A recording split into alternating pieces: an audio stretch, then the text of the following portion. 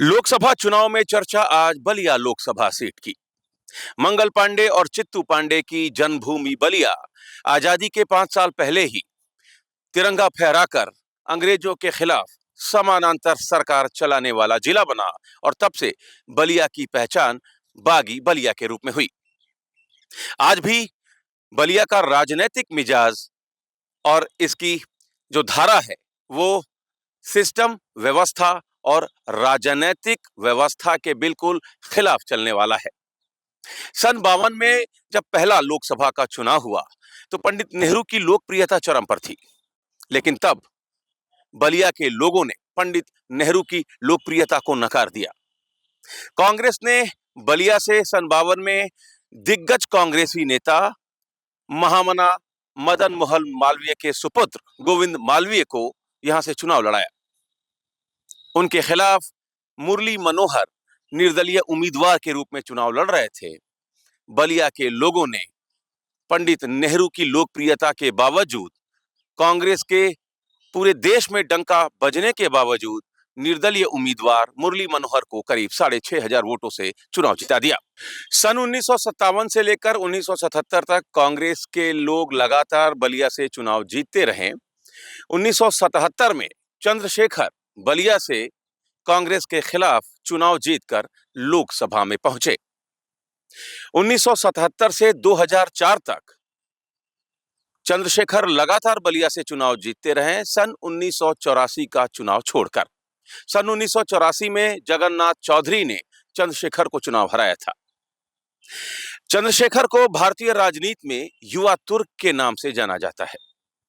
चंद्रशेखर की शुरुआती जो राजनीतिक यात्रा थी, जो उनका राजनीतिक जीवन था, वो कांग्रेस से शुरू हुआ, लेकिन आपातकाल के विरोध में उन्होंने कांग्रेस से त्यागपत्र दे दिया और वो सीधे जनता पार्टी के अध्यक्ष बन गए।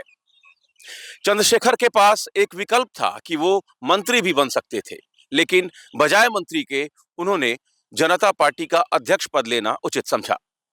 चंद्रशेखर भारतीय राजनीति के बिरले नेताओं में से एक हैं जिन्होंने सीधे प्रधानमंत्री पद की शपथ ली। न तो प्रधानमंत्री बनने से पहले और न प्रधानमंत्री बनने के बाद उन्होंने कोई मंत्री पद लिया। चंद्रशेखर 2004 तक संसद में रहे, लोकसभा में रहे। चंद्रशेखर के बाद उनके बेटे नीरज शेखर 2 बार लोकसभा में पहुंचे, 2008 और 2009 में। चंद्रशेखर ने सन 83 में कहते हैं कि वो कन्याकुमारी तक, दिल्ली से कन्याकुमारी तक की उन्होंने पदयात्रा की थी और उससे इंदिरा गांधी जो तत्कालीन प्रधानमंत्री थी वो उस पदयात्रा से घबरा गई थी। तो चंद्रशेखर का अपना एक राजनीतिक कद था। 8 बार वो बलिया लोकसभा क्षेत्र से, बलिया लोकसभा सीट से उन्होंने लोकसभा में प्रतिनिधित्व किया। बलिया जिले को अगर हम देखें तो बलिया जिले में 3 लोकसभा सीटें आती हैं। 3 लोकसभा क्षेत्र को बलिया जिला कवर करता है, बलिया, सलेमपुर और घोसी। और अगर बलिया लोकसभा सीट को हम देखें तो 5 विधानसभा क्षेत्र बलिया लोकसभा सीट के अंतर्गत आती हैं। फेफना, बैरिया, बलिया नगर, जहूराबाद और मोहम्मदाबाद। इसमें से जहूराबाद और मोहम्मदाबाद ये गाजीपुर जिले के अंतर्गत आती हैं और जो 3 विधानसभा वो बलिया लोकसभा बलिया जिले के अंतर्गत आती हैं। तो बलिया लोकसभा क्षेत्र के अंतर्गत 5 विधानसभा सीटें हैं।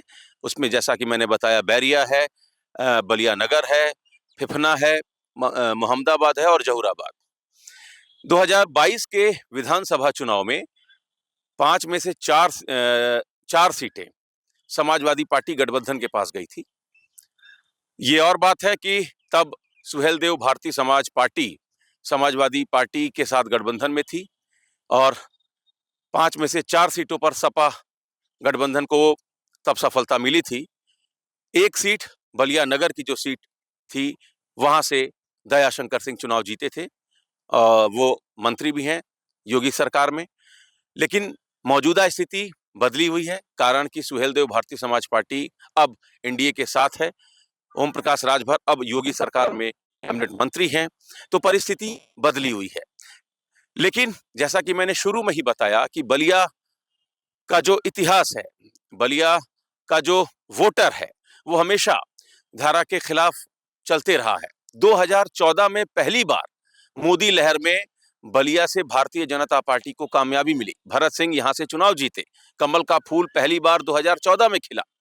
लेकिन 2019 आते-आते भरत सिंह को लेकर क्षेत्रीय असंतोष इतना ज्यादा बढ़ गया कि तब भदोही से सांसद रहे बीरेंद्र सिंह मस्त को एकाएक बलिया जाना पड़ा और उनको वहां से बीजेपी को चुनाव लड़ाना पड़ा। तब सपा बसपा का गठबंधन था। 2019 में सनातन पांडे सपा बसपा गठबंधन के उम्मीदवार थे और तब 15,000 से कुछ ज्यादा वोट से सनातन पांडे चुनाव हारे थे। बीरेंद्र सिंह मस्त को भी मशक्कत करनी पड़ी थी, लेकिन तब ये बताया गया था कि बीरेंद्र सिंह मस्त का जो राजनीतिक कद है, जो उनका व्यक्तित्व है, जो उनका व्यवहार है, वो सनातन पांडे पर भारी पड़ गया था और इस वजह से बीरेंद्र सिंह मस्त वहां से दोबारा बीजेपी को जिताने में कामयाब रहे थे। तो बलिया लोकसभा सीट का जो मिजाज है, उस मिजाज को देखते हुए भी अभी तक न तो बीजेपी की तरफ से कोई उम्मीदवार दिया गया और समाजवादी पार्टी कांग्रेस गठबंधन इसी इंतजार में है कि वहां से बीजेपी कब अपना उम्मीदवार देती है।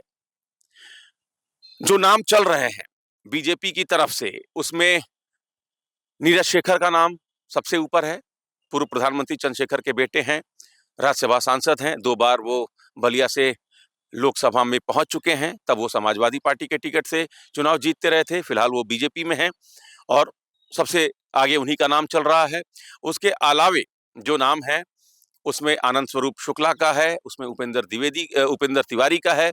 उपेंद्र तिवारी और आनंद स्वरूप शुक्ला ये दोनों उत्तर प्रदेश सरकार में मंत्री रह चुके हैं। तो ये कुछ नाम हैं जो चल रहे हैं बीजेपी की तरफ से। ऐसा कहा जा रहा है कि मौजूदा सांसद बीरेंद्र सिंह मस्त का संभवतः टिकट कट जाएगा इस बार।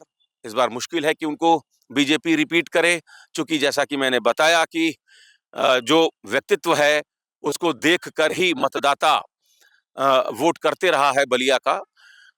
इसको देखते हुए चूंकि कुछ पिछले 5 साल में बीरेंद्र सिंह मस्त को लेकर बहुत अच्छी तस्वीर बनी नहीं है। जो जानकारी मिल रही है, जो सूत्र बता रहे हैं कि बीरेंद्र सिंह मस्त से बहुत खुश नहीं है वहां की जनता, तो उनके टिकट कटने की चर्चा है, ऐसी खबरें आ रही हैं, ऐसा बताया जा रहा है। और समाजवादी पार्टी इसी इंतजार में है कि बीजेपी से अगर कोई ब्राह्मण चेहरा आता है तो वो किसी ठाकुर चेहरे को या किसी ओबीसी को वहां से चुनाव लड़ा सकते हैं। समाजवादी पार्टी खेमे से जो नाम चल रहे हैं उसमें सनातन पांडे का नाम तो चल ही रहा है। अगर नीरज शेखर का नाम बीजेपी की तरफ से आता है तो सनातन पांडे फिर से सपा कांग्रेस गठबंधन के उम्मीदवार होंगे, ऐसी जानकारी मिल रही है। सनातन पांडे के अलावे जो 2 नाम और चर्चा में है, अंबिका चौधरी का नाम है, नारद राय का नाम है। ये 3 नाम है सपा कांग्रेस गठबंधन की तरफ से जो चर्चा में है, जिनके चुनाव लड़ने की संभावना है। अगर बलिया लोकसभा क्षेत्र के जातिगत समीकरण को अगर हम ध्यान में रखें, हालांकि जातिगत समीकरण यहाँ बहुत चलता नहीं है। यहाँ किसी नेता के व्यक्तित्व को, नेता के राजनीतिक कद को देखकर ही मतदाता वोट करता है, उसकी छवि कैसी है, उसका मिजाज कैसा है। नहीं तो यहाँ किसी का डंका बज रहा हो उससे कोई फर्क नहीं पड़ता, किसी की धारा चल रही हो कोई फर्क नहीं पड़ता, लोकप्रियता किसकी चरम पर है इससे कोई फर्क नहीं पड़ता। जो उम्मीदवार है उसकी छवि अगर ठीक ठाक है, बलिया के लोगों को लगता है कि वो उनके लिए मुफीद हैं, उनके लिए काम करने वाले साबित होंगे, मतदाता इसको इन तमाम बातों को ध्यान में रखकर ही वोट करता रहा है। लेकिन फिर भी जातिगत समीकरण, जातिगत आंकड़ा एक हकीकत है आज के चुनाव में, तो उसकी चर्चा भी जरूरी है। करीब 18 लाख से ज्यादा यहाँ मतदाता हैं। सबसे ज्यादा जो मतदाता हैं वो ब्राह्मण वर्ग से हैं।